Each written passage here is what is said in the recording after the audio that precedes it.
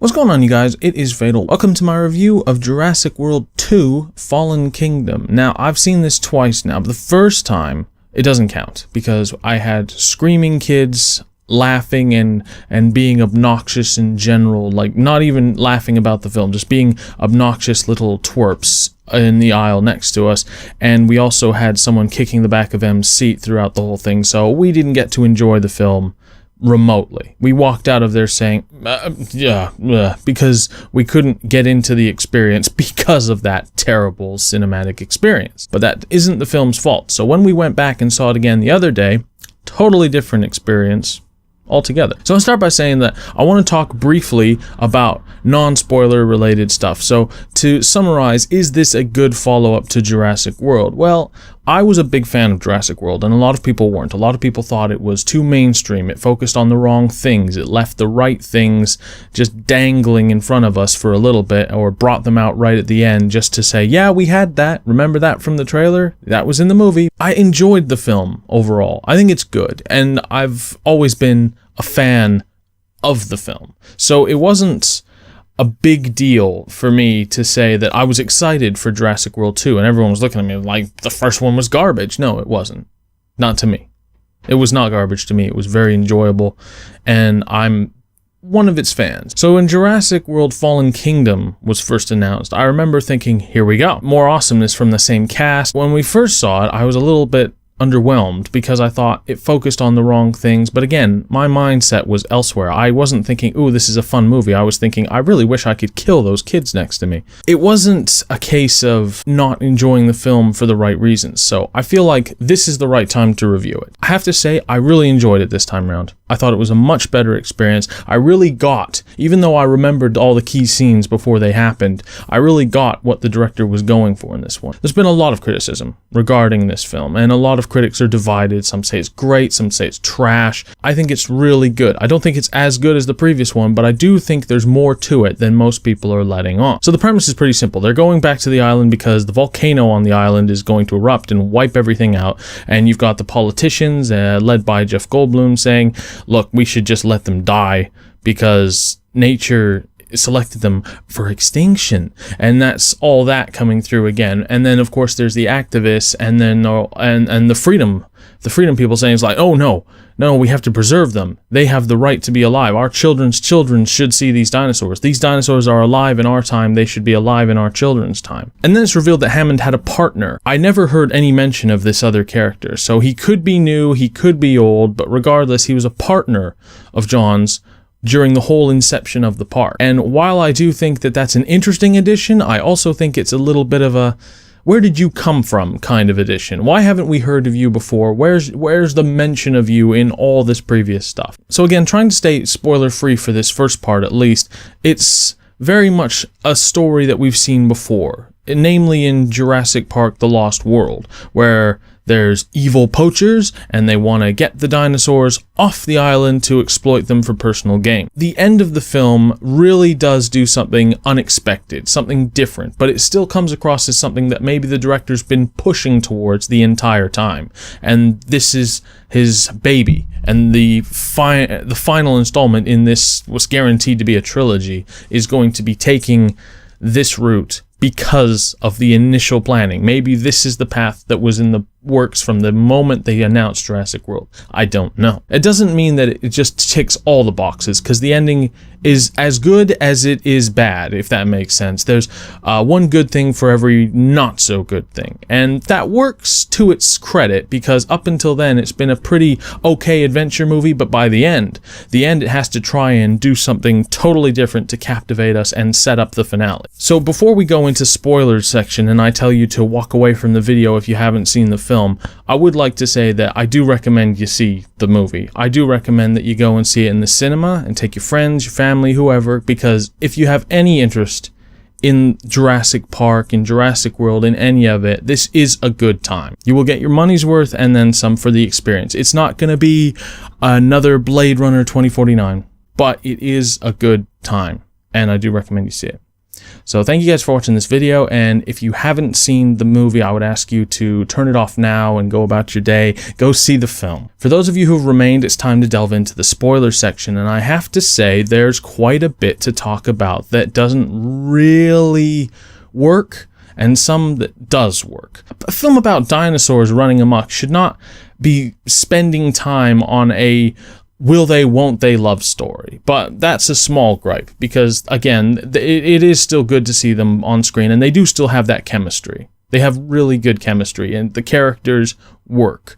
I just wish they could have stayed together. It would have been so easy to just change it so that he doesn't think they should go, but she thinks they go, so he gets dragged there anyway. That would have been fine, and we would have avoided the whole scene of the really awkward scene with Bryce Dallas Howard laughing. I'll just call her Claire, laughing hysterically at the idea, like seemingly at nothing. And then, of course, the big reveal is that she's laughing because he's implying that he left her when she thinks she left him. And it's just like, do we have time for this? Do we really have time for this conversation in this action blockbuster? In my opinion, no. But the film's opening really does go for something quite dark and quite sinister, in the sense that you've got this mini-sub there trying to find the remains in what I assume is the tank where you had the Mosasaurus, and they find the remains of the Indominus Rex, and they steal a bone fragment, obviously some DNA. During this expedition, shall we say, the sub just gets eaten by the Mosasaurus. A scraggly little guy trying to open the gate from on land is chased by the T-Rex. It's a pretty thrilling scene in which he's dangling from a helicopter and the T-Rex is just clinging onto the ladder and pulling him down. Eventually the ladder breaks away and the T-Rex is like, oh, you got away, but nope. Mosasaurus pops out of the water to finish the guy off. A pretty effective opening, but again, it doesn't feel like it should be in this film. It feels like it should be in a darker Jurassic Park film, like the original. That opening, in my opinion, harkens back to the original. So I think the film has a bit of an identity crisis, whether it wants to be the more lighthearted yet still effective Jurassic World, or it wants to be the gritty, classically scary Jurassic Park. And that's probably where it has the most problems. And another character who I didn't even know his name.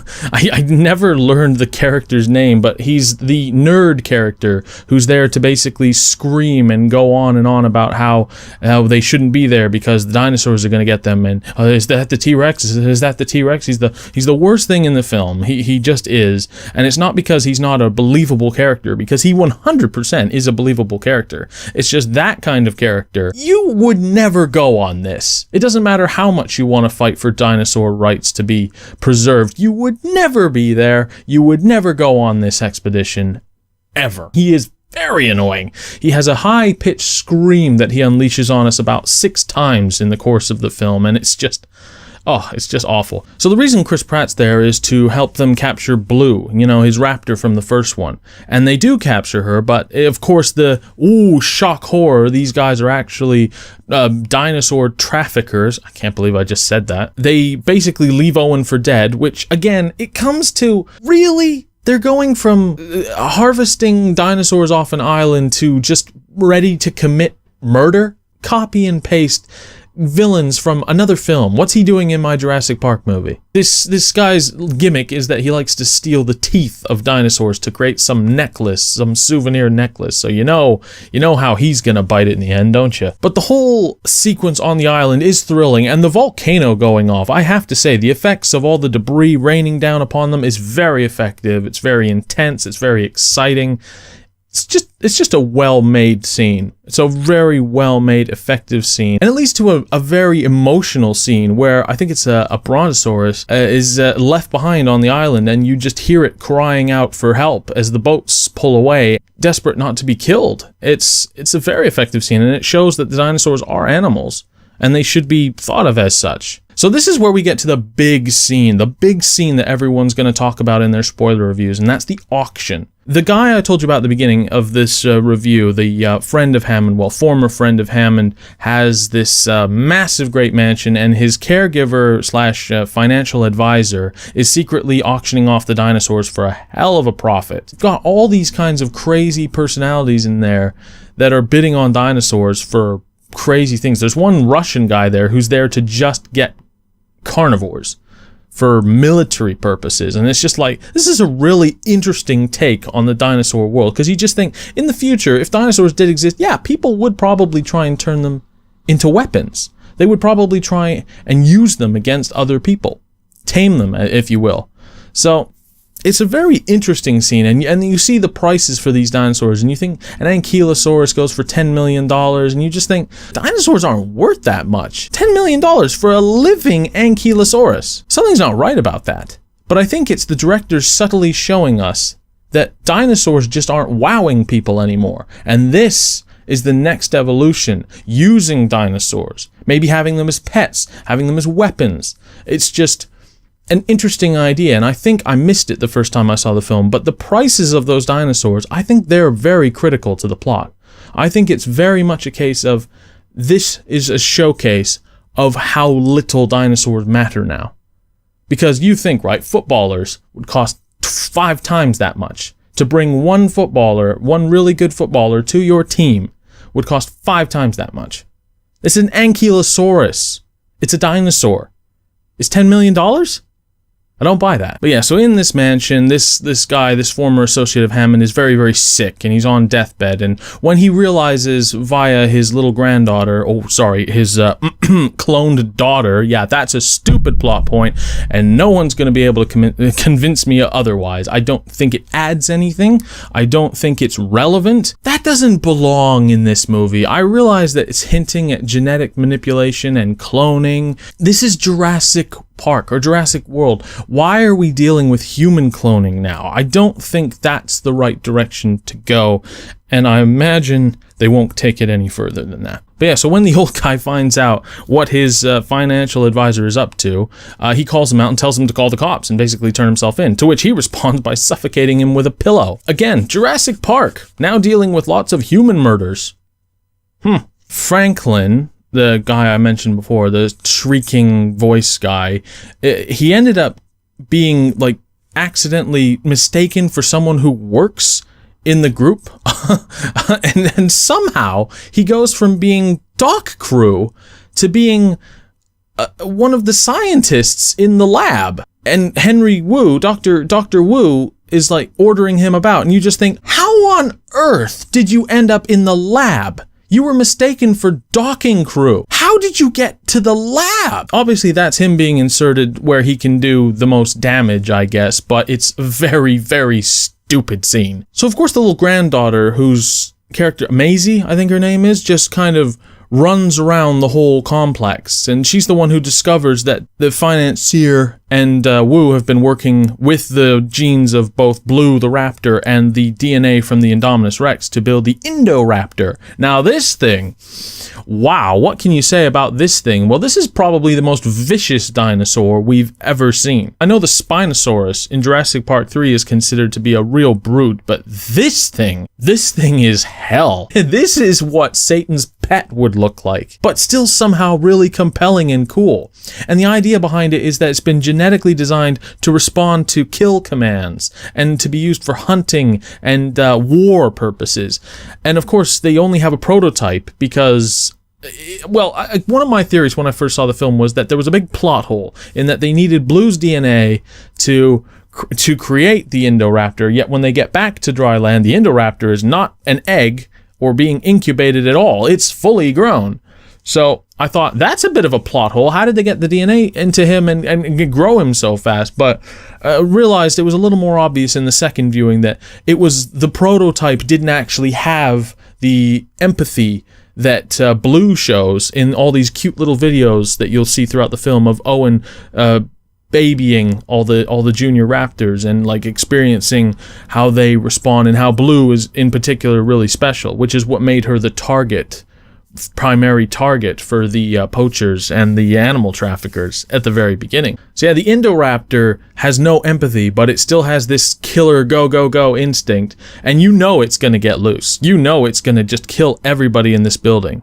Kind of terrifying. It's a very formidable creature that sniffs the ground when it's trying to hunt down the main characters, and it taps its little claws on the ground just to let everybody know that it's nearby. Hard to really describe, but it's a damn terrifying thing. And the scene at the end where the lead trafficker thinks, oh, that's, what the hell are you? He sees the Endo Raptor in the cage and he tranks it, he thinks, and then opens the cage to go and claim one of its teeth. Well, you can imagine how that went. So he ends up losing his arm to this thing, and then there's a really subtly awfulness to this scene where he's lost his arm and he's sitting there with this horrible thing breathing in his face, slowly opening its mouth to devour him, and he's crying unrelentingly, fearing for his life. And that's just a very powerful thing. Like, this guy has done nothing but screw up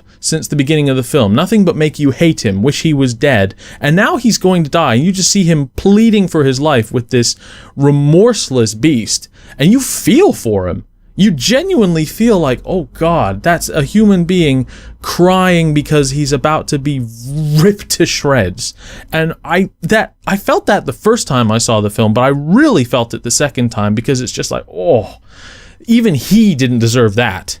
And then, of course, the Endo Raptor goes around on a crazy killing spree before finally Owen and Claire and the granddaughter can combine to bring it down by stabbing it onto the bones of another dinosaur. And it's a pretty drawn out confrontation between the group and the Endo Raptor, but it leads to the grand finale of the film, and that's where there's a big toxic gas leak.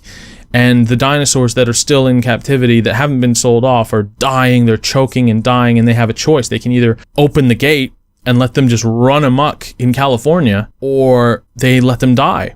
And Claire at first goes to open the gate and then closes the button door and says, like, it just basically gives in to the fact that they can't just go running around the city, which is a very personally gripping part of the film, because it's such a big deal to her that the dinosaurs be saved, and now she has to be the one to decide that they die. The little girl just presses the button. Maisie just presses the button. Woo! Dinosaurs amok. They're just gonna roam around in California. I mean, Owen pleads with Blue to like go with them in a big container so that they can like release her in a safe area, but she doesn't want to go in the container anymore. She doesn't want captivity, so she bids them adieu and runs off into the city. Yeah, this film ends sort of the halfway point in Jurassic Park: The Lost World, where there's dinosaurs in the city. You've got a T-Rex roaring, having a roaring competition with a lion in a zoo. And of course the crazy dude who's organized this whole thing and killed his employer gets eaten by the T-Rex. And this brings me to one of my big flaws with this film, and that's that the T-Rex makes two massive appearances where it stealth kills something. Now, I don't know when they decided it was a stealth killer, but I'm still aware of the time when you could hear it coming from a mile away because it would pound the ground, make the cup of water vibrate, and you'd hear it coming. You would hear it coming. And now it can stealth kill. It can stealth kill.